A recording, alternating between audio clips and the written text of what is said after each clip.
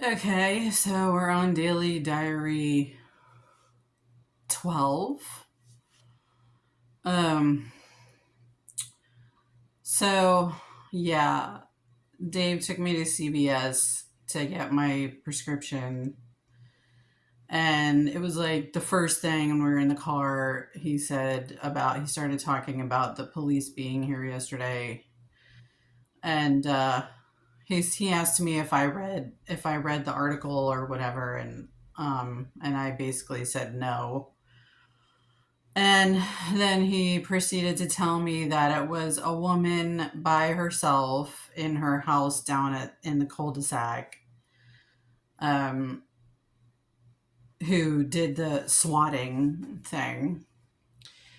And when the SWAT team showed up, she came out with one hand up and one hand like this. You guys know how like I do that sometimes. I noticed that on my workout videos that sometimes I hold my hand like this. Anyway, and he said how she didn't put her hands fully up for the police and everything. He was like sort of criticizing her for being too lackadaisical. Anyway, so as it turns out, in Jim Fenwick's little fantasy world covering this story, um, it turns out I'm the swatter. I'm the prank caller. It's me, you guys. So you see, because I'm asking the police for help because I'm hysterical, because I'm just being ridiculous and I don't really need police help. And that's really what the issue is here, is that I'm hysterical. Okay, so this is Jim Fenwick's fantasy, like delusional, psychotic land. So, anyway, that's his cover story. I still believe that the police did that to show me that they actually care about the situation and they're taking it seriously. Jim Fenwick, that's the last thing that he wants to believe himself, first of all. And he certainly doesn't want me to think that. So, anyway, so that was the additional details that I got. And I was thinking to myself also, like, gee, it's amazing that these swatting people can get an entire SWAT team to just show up out of the clear blue sky, and it's so easy for them. Is that what they just have to make one phone call, and the police dispatch an entire SWAT team? Yeah, that's how it works.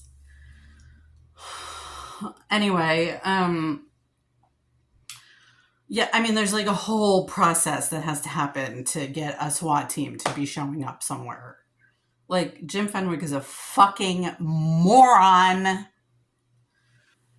So, anyway, my calls to the police remain the same. I need you to rescue me from this psychotic rapist.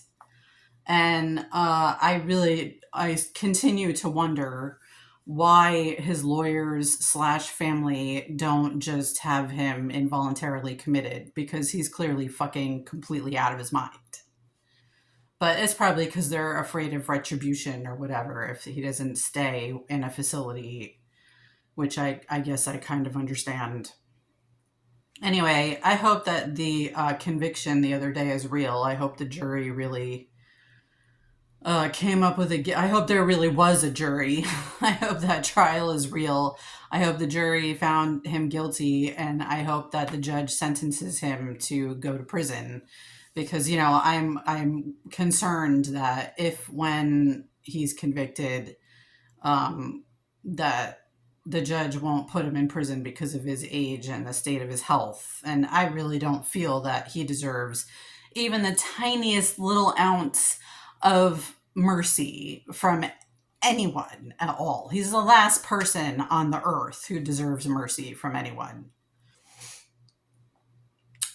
So yeah, I guess that's everything for today. I know, the other thing I wanted to say was, I've been feeling, as I've tweeted, I've been feeling extraordinarily tired and fatigued and exhausted lately. And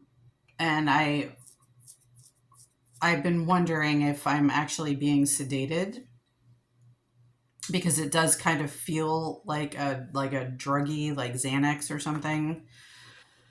And it's really powerful. Like, it makes me feel really, really like just blah.